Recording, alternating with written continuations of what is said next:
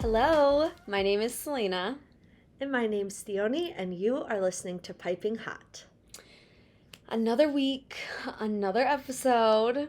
Hello, everyone. Hello, everyone. Welcome to Piping Hot. I am feeling frantic, as Selena already knows, but we're here. We're recording. It's going to be great. Yeah. It's going to be a fantastic episode, okay? Okay? I'm actually very excited to discuss rom-coms. I'm very curious to see what you chose. But I feel like based on last week's episode, I'm afraid that I'm throwing you too many curveballs and I feel bad. I feel really bad. So a part of me is like, okay, you're either going to know mine or you're going to be like, oh, I guess that could be yours. But I didn't think of it. So, I mean, it could go either way. Okay. Well, I'm very excited. How has your week been, dude? Yeah. It's been good. I'm going into the office tomorrow, which is still so weird. I know. I've gone in. I think the last time that I went was before the wedding. So, I've gone a couple of times prior, but it's still just, really weird of, waking up and, I have to get ready and then I have to commute. And it's just, so much more time added on. It's still, so weird. Yeah. Yeah, no, I'm sure. What a huge adjustment, but maybe it'll be fun to see your coworkers. Who's to say? Yeah. Okay, they are providing free lunch tomorrow, which is why I'm going in. Heck yeah. That is a win. That is a win. That is reason enough. Done. Right? Exactly. There's nothing more I love than free food. I was just telling my friend about that the other day because one of the departments, in the School of Medicine, they had this free grilled cheese truck. So we got these free fancy grilled cheeses with tater tots, and I was living my best life, dude. Actually, I wasn't because that was the day that I donated my blood and I thought I was about to faint. But it was really good. Oh my gosh, wait, that reminds me of this random freaking story freshman year back in college. I went to a frat party. It was a darty, so it was before a football game. And we were on frat row at some random frat. I don't know what it was. This food truck pulls up next to the house, and it's kind of in an alleyway or whatever, and it's so weird. It smells so good. Okay, also imagine it's 10 a.m. You're already so drunk, and I had a breakfast, aka a granola bar or whatever, and I smell that is the worst. right I smell fried food, a hamburger and fries, and I'm damn, that smells so yes. good. I go up there, and I think I had my wallet or whatever, so I was okay, you know what, it's fine. I was super, super poor, but I was I'm so hungry, I'm gonna buy myself some food. I go up there, and I get a burger and some fries, and I go to hand my card. He's oh, no, it's free. I was no, it's not. He's no, I was going to say, there's nothing better when, you've been drinking and then all of a sudden you get this food and it's just, oh, yes. And then the fact that it's free, that's amazing. I was literally so shook, but I was so, so excited. And then I went back and I told everyone at the frat, I was you guys, it's all free. And then that's when the line started. So I was first, but whatever. You go, girl. Yes, get the front of the line. Okay. Yeah. Exactly. Oh, amazing. How has your week been since I last talked to you? It's been good. I feel like I've been pretty busy. I've been hanging out with my friends some. I remember last episode we talked about going through our closets. I did do that. I did a deep clean of my closet and I organized. I need to send you pictures of my drawers and my hanging stuff because I know that's obnoxious, but I literally color coded it and folded it really nicely because I'm psycho. Yeah. But it is the best feeling that I have all of that crap I don't need anymore out of the way. Yeah. And just so that took a while. And then I have my graduation ceremony tomorrow. So by the time people will be listening to this, it will already have passed. But my parents are coming into town and my sister, and so I've been trying to prepare for that, and just so many things going on. I don't even know why it's felt so chaotic, but it just has felt very chaotic. So. Oh, no, I bet. But no, that's so exciting that, like, you get to walk tomorrow. Like, finally. I know, after not having had a ceremony, rude. I know. It's not really anybody's fault at all. But I know. I am excited to have a ceremony. Good. So. That's good. What are you drinking What today? are you... I was just going to ask you the same thing. So, Selena, what are you drinking today? I am drinking peppermint tea. I don't know. I was just feeling a little cozy today. I think it's going to rain later, but yeah, just feeling like something cozy and familiar. So I was like, okay, peppermint is the way to go. Not the vibes what about you? for Peach Bellasini today. It's funny because I haven't. I was going to say that I had to move that out of the way to grab my peppermint. And I was thinking, I was like, now I'm just going to call it like peach Benesili, or like I'm going to call it something different every single time now, and purposely like not call it the right thing. Like, you know. That's amazing. But I am drinking a crowd favorite, Sprite. If you guys are watching this on YouTube or whatever, I'm in a hotel right now because I had to check in for my family early before I go pick them up from the airport. And I'm staying with them in the hotel because I was like, well, I'm going to stay somewhere with air conditioning. Why the heck not? So I forgot quite a few of my things. It's been a crazy day, but I do have Sprite with me. No tea, unfortunately. I think I would do well with some stress relief right now. But the Sprite will do. Yeah. Sprite is like a solid drink, okay? It is. It is. Wait, I saw a dad joke on TikTok about Sprite, and it was like, oh, my wife asked me to go get like 6 cans of Sprite, but I came back with like 7-Up or something. It was so clever.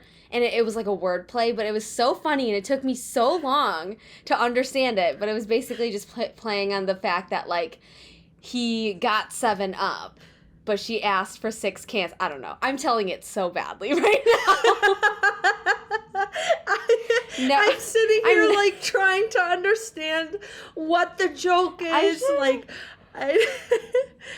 I should just never, ever reference another TikTok on the podcast because I obviously cannot recount it correctly. I love your TikTok references. Seriously. Oh, my gosh.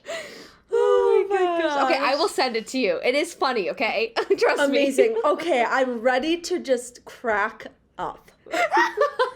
What pop culture moments do you have this week? I have a couple, actually. Okay. So, yeah, to start off, Courtney and Travis finally got married. Did you see that? Legally, thank goodness. Yes. Because, like, their whole, like, Vegas thing, like, wasn't, like, real or whatever. But then they finally did legally get married. I did see that. I don't think the kids were invited to the wedding again. I was just gonna say that. Because, like, I don't know, if you're doing it a second time, you can do it differently, you know? So I'm interested to see when that episode airs on their show and like how everyone reacts, you know? No, 100%, because I feel like after the engagement, the whole episode was just talking about how the kids should have been there since Travis's kids were there and all of these different things. And so now the fact that the kids didn't even get to go to the wedding, like, I get if you want it to be just you two, but like thinking about, especially Courtney's kids, they're old enough to understand now, or at least Mason is, I think, and Penelope. Yeah. But I don't know about the younger one. But they're old enough to understand, and I'm like, come on now. Like, they're going to look back at that and be really bummed out. That doesn't feel good. Like, it doesn't feel good, and you know what? They're probably too young to even, like, understand and process that correctly. Like, it's just, like, you know, there's just so many different... Whatever is going through Courtney's head is not going to translate well. Because they're kids, right? It's like, oh, like, my mom didn't want me there. But it's like, oh yeah, No. your mom didn't want you there, and they take it at face value. I know. My second one is that Yes. Selena Gomez hosted SNL. Oh my gosh, I'm so obsessed with her. Like everything about her, and I feel like I've grown up with her, and I was like, Yeah. I felt like it was like my friend up there. I was like so happy about that, and she did a really good job. I will Yeah. say her attitude is like very, very chill. Like she's just very chill vibes, like a little bit of a deeper voice, like just, and I loved her impression of Miley Cyrus. I thought that was really funny. Did you get a chance to watch her whole monologue? I did not. No, it's on my like watch later playlist on YouTube, but Gotcha.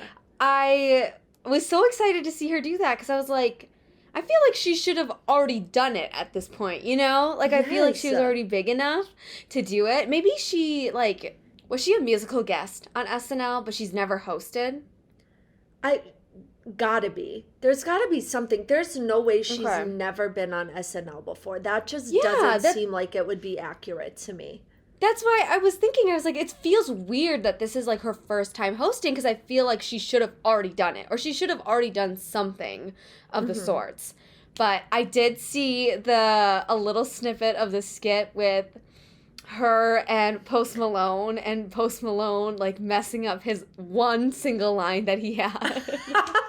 Wait, I did not see that. So I don't remember what the skit's about, but it's basically these like babies in the crib and they have like a camera in the crib to see what they're doing, and suddenly there's like a third baby in there somehow, and the third baby is Post Malone, and they're like knocking at the crib, and they're looking into the camera, and Post Malone goes, wait, what does he go? He goes like, oh, I want some milk. But then he wasn't supposed to say milk. He was supposed to say something else.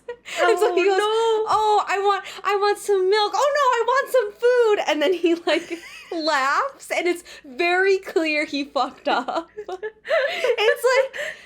It's so like such a Post Malone moment that I was just like, oh my God. Okay, but here's the thing. I honestly, maybe this is not a very nice thing to say. I don't think SNL is all that funny anymore sometimes. But I love watching them like break character. That stuff I think is hilarious. And so I need to go back and watch that. Did you also see, there was a clip going around this week of Colin Jost and one of the other girls, or one of the actresses, comedians on the show. I want to say her first name is Sarah. I don't know her last name. But basically, he was like, you know how he does like the weekend updates or whatever? So like at that desk, he was talking to Sarah and she was like, you know what? I'm not going to explain it well, so you just need to go watch it because it's really funny, okay? The more that I talked, the more I was like, that's not going to make sense when I explain it. So I was like, better stop myself there because that's not going to make any sense. Anyways. Okay, I will go watch it. I really, really like when Pete Davidson is in skits because he always breaks character. And you can tell he's like trying to hold it so hard, which I think makes it even funnier. Yes, exactly. That it's like the church giggles. When you're not supposed to laugh, it makes it so much more funny, you know? Yes, exactly. Third thing. Yes. They released who the next season of Bridgerton would be about. Yes, that's on my list too, and I'm gonna freak out. It's my people. It's Pollen. I'm so excited. Okay, let me just say something before I know what you're gonna say. Okay? Yes, Colin's mean. Yes, it was supposed to be Benedict. Yes, Penelope's on her ape shit, doing whatever she's doing, but guess what? This season is going to be the season of growth. We're going to see Colin actually not be rude and not talk crap about Penelope. We're going to see Penelope as Lady Whistledown, which I will be very interested to see how Colin finds out that that's who she is. But what I was telling you this, when we were talking about it outside of the podcast, I need to see Penelope not just like fall into Colin's lap after what he said at the end of last season, because if she does, I'm going to be so mad. Where's our strong women? Come on now. Yeah, and the thing is, too, I told you over text, is that the end of season 2, she had a huge breakthrough. So Yes. it makes me think that she would stop to hesitate and be like, no, Colin, I heard what you fucking said about me. Yes. But also, again, too, with Eloise, that whole huge thing, that whole blowout, I feel like her character is now on a different path in a sense that, like, she's not the normal Penelope that we think of anymore, who's, like, a little ditzy and, like, you know, like, wide-eyed at, like, every guy who looks at her. Like, I feel like she's a lot harder going into season 3. Oh, Yeah. I totally agree with you, which I'm really excited to see that other side of her. And I actually relate to Penelope a lot about that. I was just saying, there's this app called Cappuccino where you can send like little snippets to your friends. You have Cappuccino? Yeah, me and my sisters do it. Selena, we should do it. Okay. Okay, yeah, we'll do it. But anyways, one of the questions was like, what's something that people get wrong about you? And so what I was talking about is that people sometimes think I'm kind of dumb just because of like how I talk or my sense of humor, or sometimes I just say what comes to my mind even if it's not a fully formed thought yet. So sometimes that comes off as ditzy, which to be fair, a little bit, yes. But sometimes people think I'm stupid or whatever, and I'm not stupid, you know? And so, or maybe like naive or whatever. So I relate to Penelope in that sense where it's like, she comes off as very wide-eyed, like you said, or very innocent or naive or whatever, but she's controlling all the shit and nobody knows it. So she's pulling all the strings and no one knows it. She's like trying to keep her act of being like ditzy and stuff. But again, I think next season it's going to be just a different ditzy. It's going to be very, I don't know, just very different, and I'm excited. The thing that I will have to say about Colin is that he has to try really, really, really, really, really freaking hard to win me over. Because right now, I am not anywhere near the Colin train. I am on the Duke Hastings and the Anthony Bridgerton train, okay? I don't even see the Colin Bridgerton train, okay? It's not even in my view. Like, I'm not, no. I can't. Not right now. Okay, I am on the Colin train because I feel like he is age appropriate for me. So, with that... What? I'll leave it. Yes, in real life, not in the show. Not in the show. I thought he's like 21. Is he not? He's 24. I'm pretty sure. Oh, is he? Let me look it up. I follow Wait, because then how old is Benedict? Because, because I know Anthony's at least 30. Oh my gosh. Wait, Colin's 29 in real life? No, he's not. Yes, he is. Wait. That actor He's who 29. plays? Yes, the actor is 29. Holy crap. He has a baby face. Yes. Wait, 29? Wait, how old is the guy who plays Anthony Bridgerton? I want to say 33 because I may or may not have looked this up today. Hold on. Jonathan Bailey. 34. He just turned 34 on April 25th. Happy birthday. I love you. Like he listens to this podcast. Happy birthday, Jonathan Bailey. We love you. Have a good day. Because Phoebe, who plays, what's her name? Daphne. I can't keep these names straight. Her name is Phoebe. She's like 26. Right? Yeah, she's 27. How old is Reggie? Jen? Yeah. He's 34. Is he 30? Yeah, I so knew him he and was a little Jonathan older. Bailey are the same age, yeah. God, oh my God, he's 29 though. The guy who plays Colin is 29. That blows my mind. Hey, still in my age bracket, so like let me know. Yeah. But let me know. We are way off these past 2 weeks. What the heck is going on? We can't guess anything. We're throwing each other What is going on? Yeah. I'm so sorry for you guys listening. My brain is not. Hopefully by next week it'll be complete again. I don't know. I don't know. Fourth thing. Yes. Theoni and I got tickets to see her future husband, I was Joshua bring Basset. That up. Okay, but let me just tell you guys this story because Selena is the love of my life. Okay, let me just tell you about this. Okay, so we got the artist like pre-sale order code or whatever because we signed up for it. So we're getting tickets. So we're there 15 minutes before on the website, Snapchatting and texting each other about how we literally are about to like pee our pants because we're so nervous about this. Because they have a little countdown on the screen, and I'm like, my anxiety does not need that. So as we're waiting, it finally gets to the time, 12 p.m. Eastern. Okay, so we're sitting there. And there's this little circle going around and around for both of us. And we're like, what the heck is going on? So then all of a sudden, Selena's like, I'm in. And I'm like, oh, great. Yay. But then she's like, I got kicked out or whatever. And I was like, well, crap. So then I was trying to do it, but I could not get in. And then finally, when they let me in, all of the tickets were gone. And I was texting Selena. I was like, I'm so done with this. This is ridiculous. I had the code. And then I'm going to freak out again. And then she texts me a picture. And then underneath in all caps, it just says, Happy Graduation, Queen. And she got 2 tickets. And I literally, when I tell you I started crying. And then my roommate Kira hears me screaming. And she's like, what's going on? And I was like, Selena got tickets. Oh, my God. And then I was freaking out. And I was literally crying. And then Selena's like, well, I got 2 tickets, but like they're for you, so like I don't have to come or like blah blah blah. Ask whoever you want. I was like, Selena, what the heck? Like of course, like what? That's not even a question. Like what is happening?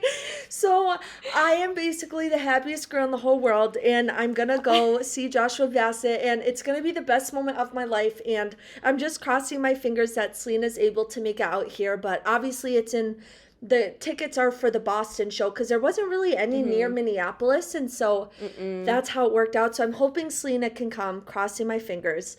But yeah, sorry, I just got like really high pitched, but I'm so excited. Like when you sent me that picture, I lost it. It's funny because, like, I didn't even think that I was buying tickets. Like, that's how surreal it was and how quick it was, too, of, like, I was, like, shaking, putting in my, like, credit card number, and I was like, oh, my gosh, like, I need to hurry because, like, what if these tickets disappear again? And I was just like, oh, my gosh. And then I finally clicked, like, purchase, and then it brought me to that confirmation page, and I was like, I think I bought them. I think, like, at that point still, because I was like, oh, my God, it's so surreal. Like, it happened so fast. But yeah, no, it was wild getting tickets. I hate getting concert tickets. They're so stressful. And then we went and looked at like sites like SeatGeek, Ticketmaster, whatever afterwards. And of course, we got the tickets for a pretty good price, but then we looked at the websites and it was in the hundreds of dollars. And I was like, that's not how much the ticket cost though. And that's just so frustrating for people who didn't get tickets because these sites got them first. Like that just makes me so angry. Yeah, and they're just basically trying to resell them at a higher price, which is so annoying. Like, that's so annoying. Yeah. But yeah, no, I'm super excited to see him. I think he's going to be fantastic. Like, I can't wait. I know I said this in the podcast before, like, back when we did our Joshua Basset episode, but I really need him to perform his song, Sorry, because it's one of my favorites of his, and I just need to hear him play that one piano part. The do-do-do-do-do. Oh my gosh. Something about that makes my heart sing. So I just... Yeah. Okay, I'm not even going to... Otherwise, this is going to turn into another Joshua Basset episode. But oh my gosh. Yeah, I'm so excited. Okay, last thing that I have on my list is that Britney Spears had a miscarriage. I saw that, and I was so heartbroken for her.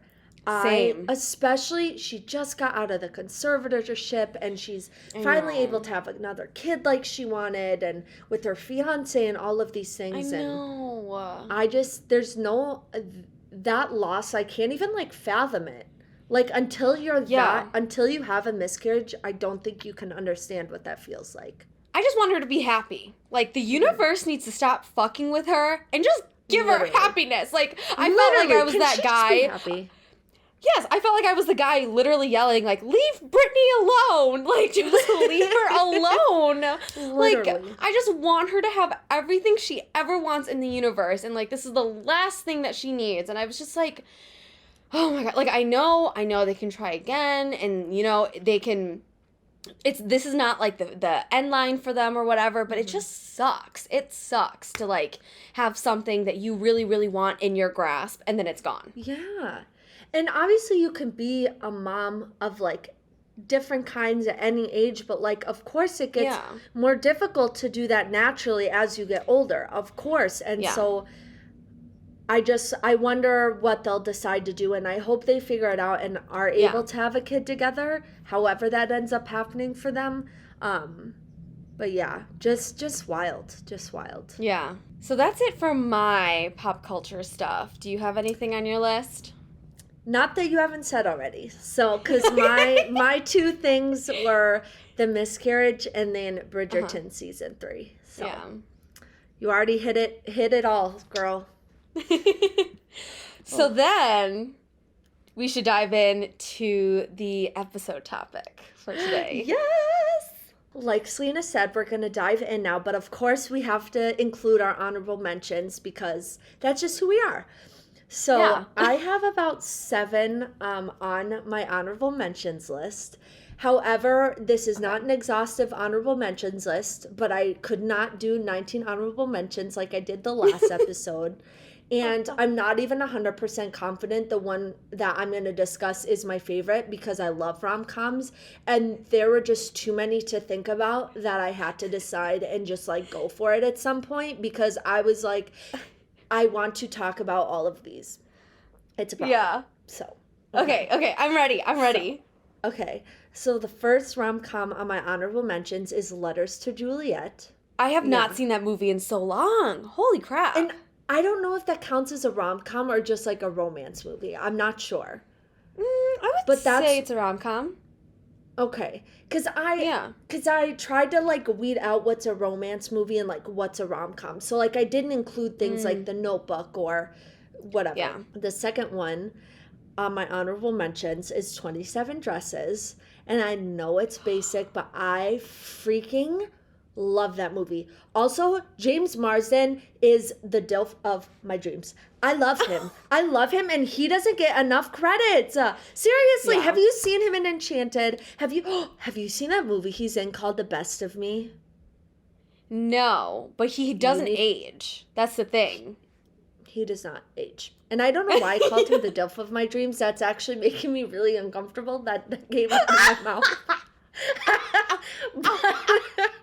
but you know, I'm just gonna stand by it because he's a beautiful man. He really is. The next on my honorable mentions, which I don't know if this is like a rom-com really, but I put down She's the Man. Okay. I would say that's a rom-com. Okay, and then the other one I have is Hitch. Who does it star? Will Smith, Eva Mendes, I believe, and Kevin James. Okay, I have heard of it, but I don't think I've seen it. I think it's a rom-com. I had a hard time deciphering what was really a rom-com and what wasn't. The next rom-com I have, which I just watched the other day, and I forgot how much I love it. Like, I literally love it. When I tell you I was screaming and I had to pause it, it's called Set It Up. It's on Netflix with Zoe Deutsch and Austin something. I am literally, like, that movie is so freaking good. Like, it's insane. I'm so impressed that movie was so good. I love that movie. Love. Yeah. Okay, and then the last on my rom-coms list is My Big Fat Greek Wedding. I love that movie so much, okay? And obviously, like, Greek, you know, like, we love it. But it's, like, it's actually such a good, like, funny movie, you know? Yeah. So I had to include it on my list. It's also one of the highest grossing rom-coms of all time, I'm pretty sure. Which is, like, I've heard about that, too. Yeah. All right, what are your honorable mentions, buddy?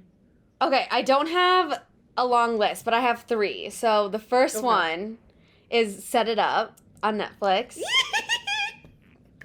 I just love it. It's so good. It's so good. Like, their chemistry together, but then the comedic aspects. Like, it's just so, oh my God, so good. The next one is She's the Man, which I would consider a rom-com.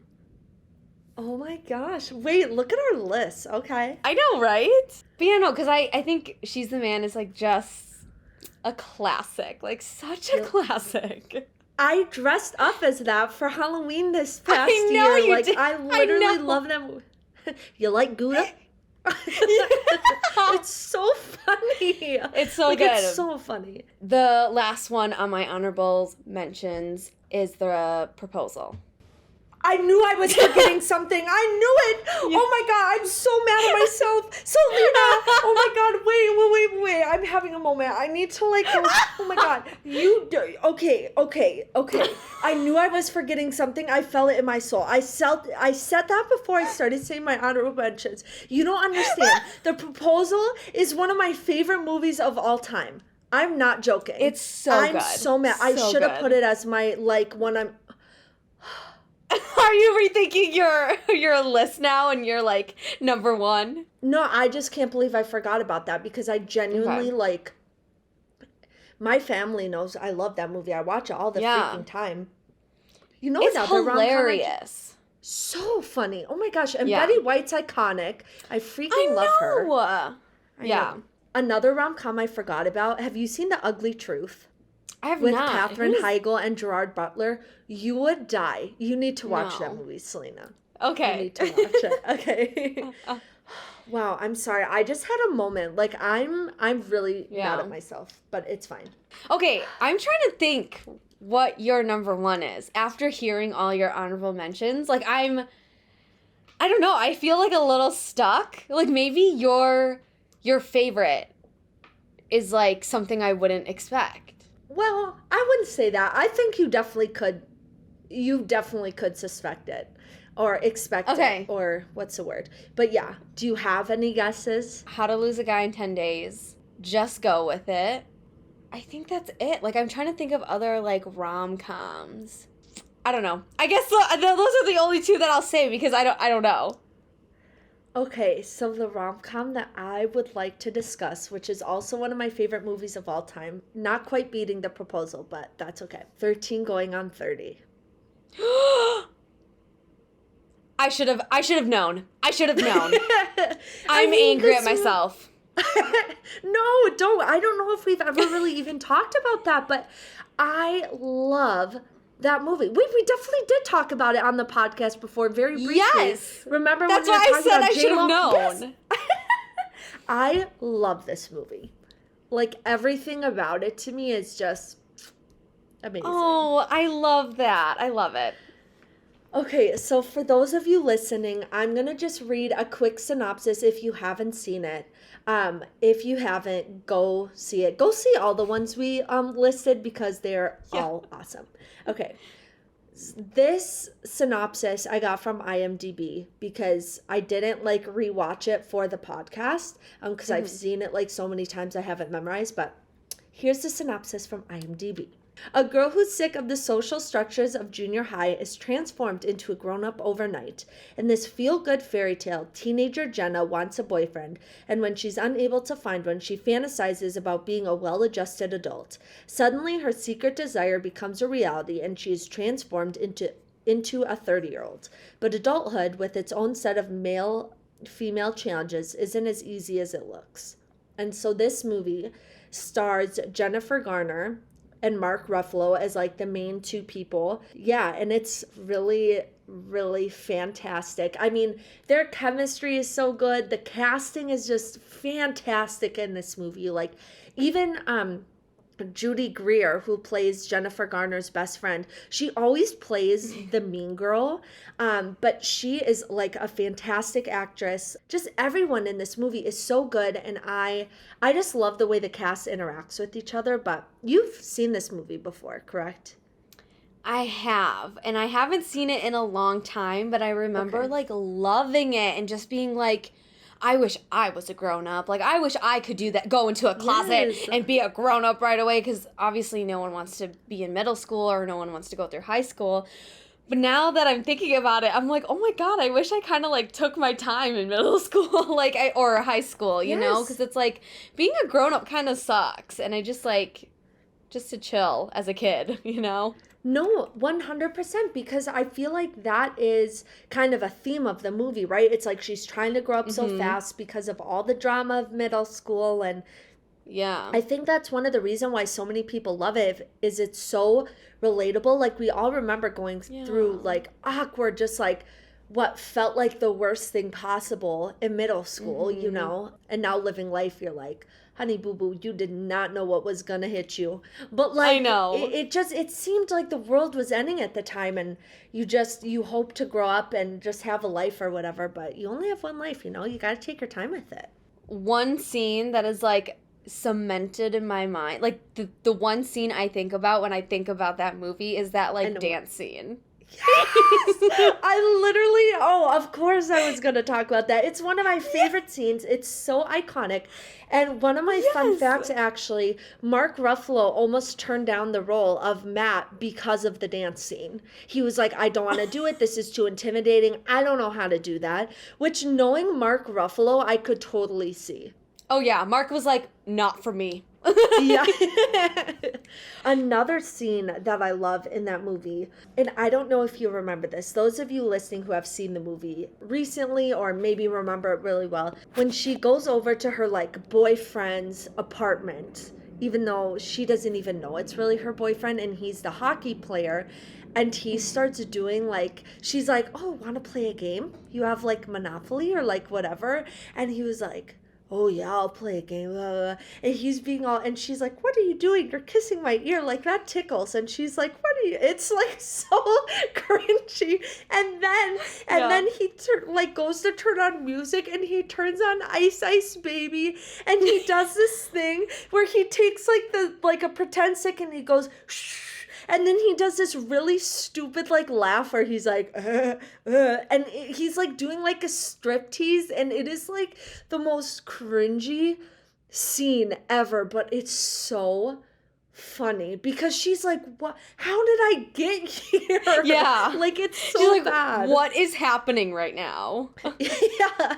Oh my gosh, it's so funny. Oh my gosh. I mean, I remember when I watched that with my little cousin for the first time, and we were like dying. It's so funny. Just like the dynamic of her being like a 13 stuck in a 30-year-old's body is like so funny. And I especially love when she finally like makes these friends, but they're all like high schoolers, and they all go over to her apartment for a slumber party, and they're like talking about her boy problems, and then they start dancing to Love is a Battlefield, and like it's just perfect. Like, there are so many memorable scenes in this movie that I just feel like are so iconic. Like, it's so well done. Another scene that I love, which is like romantic and just so cute, is when they're like, her and Matt are like kind of reliving their childhood a little, and they go to this store and they buy Razzles, and then they're like, what color is your tongue? And she's like, Razzle red. And it's like so cute. And then they go on the swings, and then of course they like fall on each other, and I'm like, you didn't fall on each other, but it's so cute. Do you remember that scene? I do remember the swings. Yes. Oh, I freaking love it. Do you have any scenes that come to mind besides like the ones I said, or like the thriller one? No, but the other thing too that I associate with this movie is the dollhouse. Yes, which I mean is like the biggest thing of the movie, because it has like the special magic dust on it. Yeah. And of course got brought back in Ariana Grande's music video. Yes! Which I love, by the way. Love. Oh, I love too. Oh, so that's much. Another thing too. I'm surprised that Legally Blonde was not on your list. Do you count that as a rom-com? Yes, because she falls in love. Okay, yes, but like, I just feel like it's so, okay, I think I don't know what a rom-com is, because there's so many movies where I'm like, yes, she falls in love, and yes, that's like a part of the storyline, but her storyline is her finding her own, like, gaining independence from the relationship, you know? Okay, I guess. No. Okay, you know, I guess, it's like but the romance is a big part of it, but it's not the central. The breakup to me is almost more important than the romance, right? Okay. No, I see. Okay, that makes sense. Because you can disagree fully, because I don't know what I'm talking about, but because a lot of that movie is like she's gonna go to law school and she's gonna like show him up in his new girlfriend and blah blah blah, but then she falls in love with like a guy there. Mm-hmm. But it's a lot of, like, her career. But the only reason why she does the career thing is because of the guy. Yes. Damn it. I don't know. But then she finds her love for it. Did you know they're making a third one? Yes, I did see that. One of my dream musicals that I want to be in is Legally Blonde, the musical. Like, Yes. Oh my gosh, that would be so much fun. Okay, so back to 13 going on 30. Just a few fun facts for you guys. So I already said one of them, but Judy Greer actually improvised like a lot of her lines for the movie, which I thought was interesting. And I guess so did Jennifer Garner and Mark Ruffalo, which I wasn't able to figure out what scenes were improvised, but I guess there was like a decent amount of improvisation. So I thought that's really cool. Wow. Mm-hmm. I didn't know that. I'm trying to think of like the movie of like what parts they could have improvised. Yeah, I don't know. I read that, so I read it in a couple different places, so it's possible it could just be like fake, but who knows. So the younger like actors and actresses they chose, I thought were very, very like well chosen and very accurate. Mm-hmm. However, the studio almost had Jennifer Garner and Mark Ruffalo just like play their younger selves themselves, which would have like not worked at all. It would have been so bad. You know what movie does that? To All the Boys I've Loved Before, because they show the relationship between the main character and then the boy next door, and it's like they're wearing she's like wearing pigtails and she has like glasses, but it's like I know it's you. Like, I know it's you. Literally, it's not, you're not fooling anybody. I don't like when they do that. Like, just get someone else. Like, it's not, it almost makes it like, obviously these movies are supposed to be cheesy, but to me, it makes it a level that's like, just not good. Yeah. Okay, wait. So random talking about like the transformation from like kids to like adults. Literally so random. I think what franchise did it best were the It movies. It, the first one, and then It 2. Because, like, I've never seen them. Oh my... And you like thriller and horror! I know, which makes no sense. Oh my god, okay. Well, Theoni, when you come back to Minnesota, we'll watch it. Because those are the only horror movies that I'll watch. Seriously? Yeah. Wait, oh my god, what made you decide to choose It? I don't know, but it was just like drew me in. I was like, oh yeah, okay, I'll watch it, because Bill Hader plays one of the kids in It 2, but then his younger counterpart is Finn from Stranger Things. Like I don't know, have you seen Stranger Things? Nope. But I know some of the characters. Yeah, they did so well casting that, because it looks like them in the older movies, but it's clearly different actors. Yeah, which is how it's supposed to be in movies, but that's okay. Yeah. Jenna Rink was almost not Jennifer Garner. They almost cast Renee Zellweger. Shut up. Which would have been horrid. Yes, no, they don't even look alike. What do you mean? They don't even look alike. Oh, I'm sorry. Were you going to say, you said that Renee was going to play the younger counterpart? No, Renee was going to just be Jenna Rink. Oh, so no. Renee would have been Jennifer Garner. No, I don't like that. Because Renee has blonde hair, right? Yes, Renee has blonde hair. No. No, thank you. Short and to the point. All right, on to the next one. Anyways, so the last fun fact I have for this movie is that Jenna turns 30 exactly 13 minutes into the movie, which I thought is just a cute little detail that they added in. Oh, I do like that. That's nice. Mm-hmm. Overall, I just love this movie, and I know it plays on like E all the time, and it's always one of those that's on TV, but it really is worth like sitting down and watching because it's really good. And they just don't make rom-coms like they used to. The best rom-com I've seen in a while is Set It Up. I agree. Yeah, Set It Up was like the last good rom-com that I watched. And like we talked about last week, I still want to see The Lost City with Channing Tatum and Sandra Bullock, but reminds me, I forgot about the proposal. How am I ever going to proposal? Okay. Is 13 Going on 30 like streaming anywhere? I don't think it is it? I don't know, actually. Yeah, I don't know. I don't think it's on Netflix. Just Google it, y'all. No, it's not on Netflix, I don't think. So what's yours, Selena? I promise you I have no guesses. Like, I genuinely have no idea. Seriously? Even after my honorable mentions? Well, you said Set It Up, The Proposal, and what was your other honorable mention? She's the Man. Okay. It's not something I said already, right? Mm-mm. Why are you looking like that? I don't know, because I'm trying to think of, like, if I've told you this before. I don't know if I have. Okay. No, I definitely have. Okay, give me a second to think. I can give you a clue. It has a number in it. Can you give me a clue? 1, 2. It's not First Wives Club, is it? Mm-mm. Is that even a rom-com? I don't know. I don't think so. 1, 2, 3. Can you give me the number? No! I'm not going to give you the number.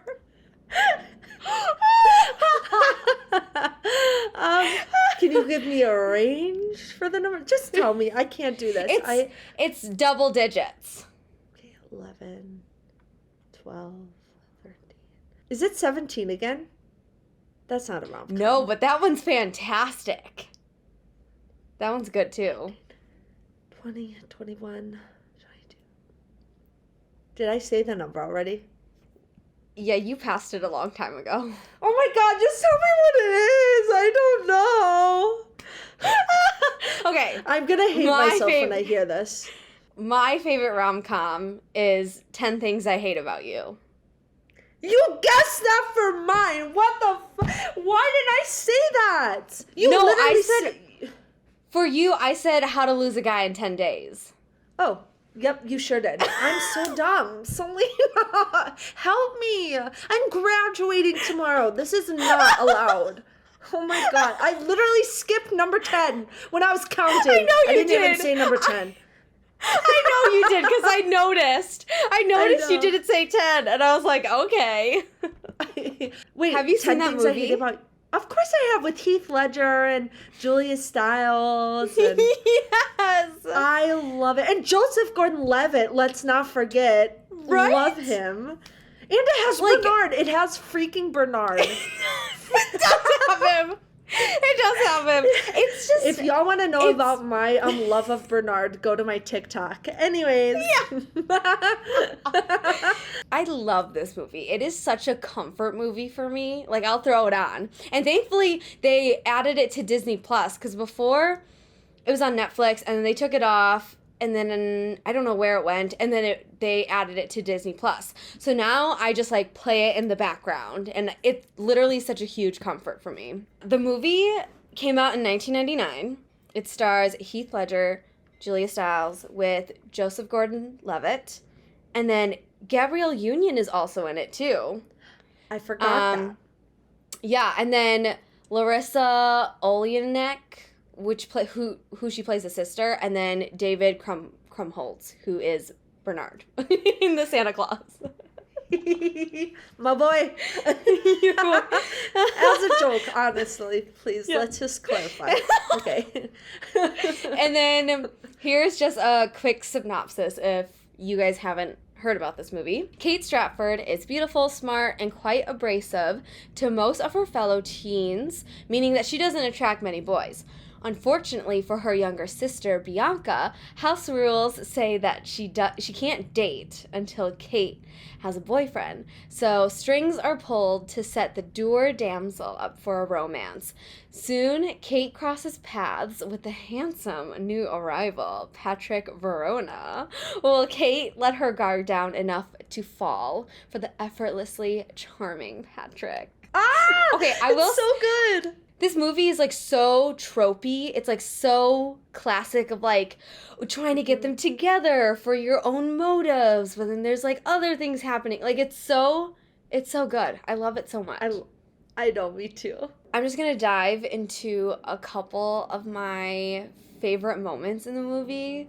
Yes. Because there are so many, but just a couple. So, one that, like, tops it all is when Heath Ledger's character, Patrick, sings Can't Take My Eyes Off of You. Yes! When she's at her soccer practice and I'm like, oh, what? Like, and it's so cute and funny and just, oh my gosh, so amazing. Like, I love it. I need to go rewatch it now. You have to. It's, oh God, it's such a good, like, good feeling movie. Like, I always am just so happy watching it. I love when she breaks him out of detention. Again, like, such a classic kind of, like, rom-com thing of, like, trying to, like, get him out, and then they go on a date afterward. You know, it's just, like, oh, it's so cute. When they go paintballing, which is super cute, because they're, like, super competitive as well. But I will say this is the only paintball scene I will ever accept in a rom-com movie, and The Hating Game has nothing on this scene, okay? I don't remember the scene from 10 Things I Hate About You, but... Wait, is it 10 Things I Hate About? No, it's 10 Things I Love... No, hate. What? Mm-hmm. Which one is it again? It's hate. Okay, so don't remember that paintball scene. I do remember the one from Hating Game, though, and I wish I didn't. So if that's telling y'all anything, it's atrocious. When he takes care of her after the party because she gets drunk, and they're sitting on the swings, I'm like, again, another classic trope of, like, the guy taking care of the girl, and I'm like, right? Like, yes, we women can do whatever we want, but, like, there is nothing cuter than, like, in a movie or a book when the guy just, like, takes care of her because he just likes her so much, and it's so cute. I know. I love it.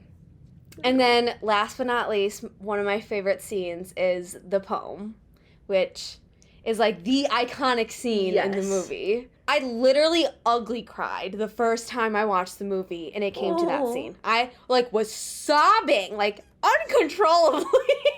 Well, was it one of the first rom-coms you'd, like, ever seen? Do you think? No. Okay. No. Because I hopped onto the train kind of late. I think I want to say I saw it in, like, high school, like, later in high school. Okay. A couple of fun facts. So the film is loosely based on Shakespeare's, like, play called The Taming of the Shrew. And many of the names in the movie, are based on Shakespeare and his works, which is, like, so weird. I, like, did not know that. For example, Patrick Verona, who is Heath Ledger's character, his last name is, like, a nod to Romeo and Juliet. Yeah, and then the sisters, their last name is, like, a nod to, like, where Shakespeare, like, grew up. Interesting. I really had no idea about that. And I don't know that story at all, so... Oh, yeah, no, I do not. I do not know that play. The screenwriters who wrote this, Kristen Smith and Karen McCullen, got the idea for the film after seeing the success of Clueless a few years prior, which, again, Clueless is fantastic as well. Although, I'm sorry, I don't love when shows do this. Gossip Girl did. Yo, if it's your stepbrother, I don't care what nobody says. There's plenty of other... Like, I'm sorry, there's so many other people out there, like, you don't need a relative. Sorry. Okay. No, you're right.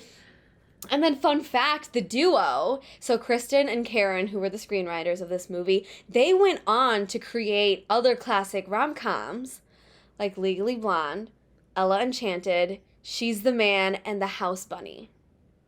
Shut up. All of those. Isn't that crazy? Icons, and I didn't even know it. I know, right?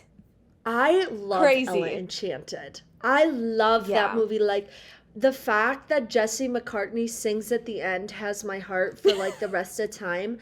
Because I love Jesse McCartney. But he's gotten a little weird nowadays. But back in the day, I loved him. No, it's true. Just look at his TikTok. But... Oh, yeah, it's weird. That movie's good. I always classify that, though, as, like, more of, like, a kid's movie than, like, a rom-com.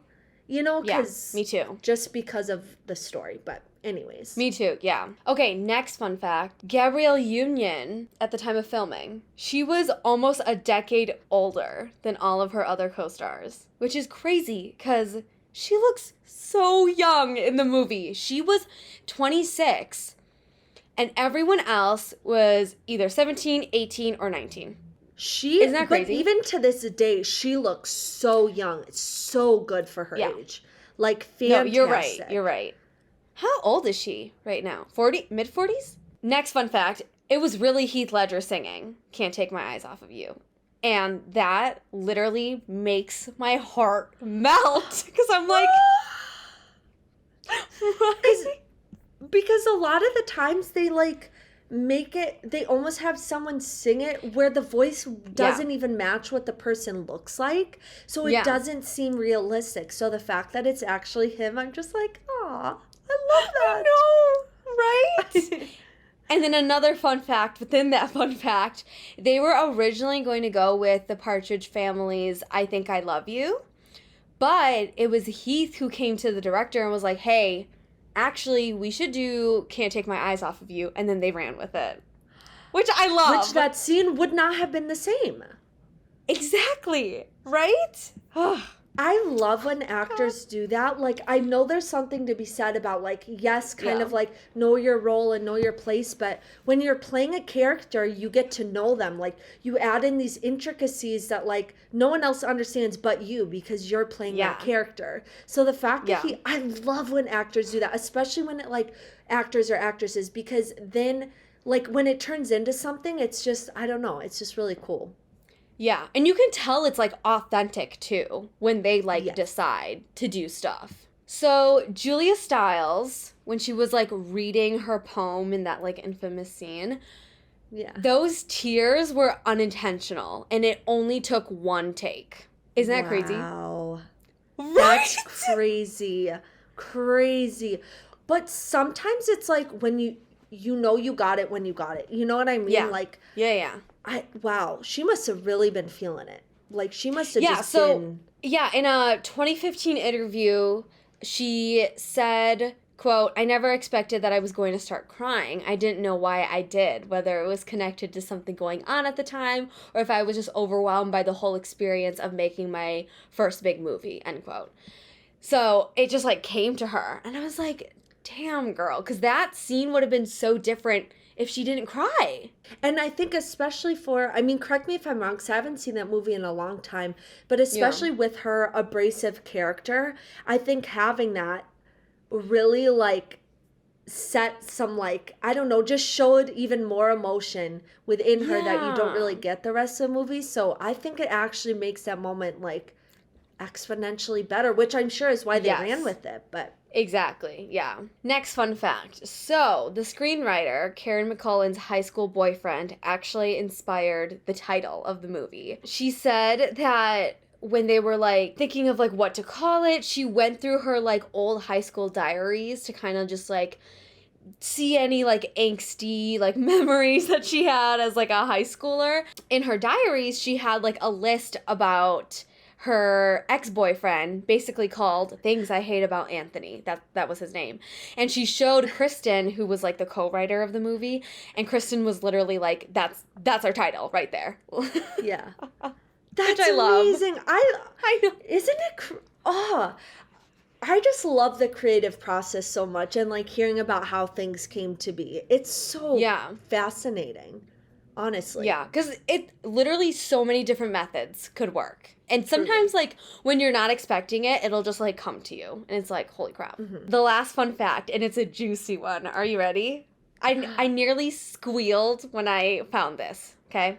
Remember how I told you that, like, Julia Stiles, like, her tears were unintentional during that, like, poem reading scene or whatever? So, it was revealed by the cast for the 10th anniversary that Heath Ledger and Julia Stiles actually began dating during filming, but broke up in January of 2000.